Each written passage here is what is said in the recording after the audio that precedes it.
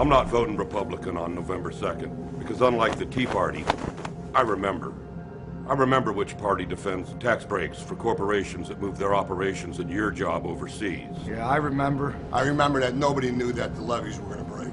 I remember. I remember which party was in power when my hometown in New Orleans was underwater during Katrina. I remember which party started a needless trillion-dollar war in Iraq. I remember which party took a record budget surplus and turned it into a record budget deficit. I remember. I remember which party believes that spending money on our nation is wasted money. I remember which party brought us the Wall Street bailout. I remember which party believes in states' rights unless the state passes a law that doesn't coincide with their narrow point of view. I remember which party blocked health care for our nation's 9/11 first responders and cleanup volunteers. I'm not voting Republican this year because I have a memory. I remember. I remember which party dismantled the government agencies that protect our food supply. Thereby providing my family with poisonous lettuce, spinach, meat, and eggs.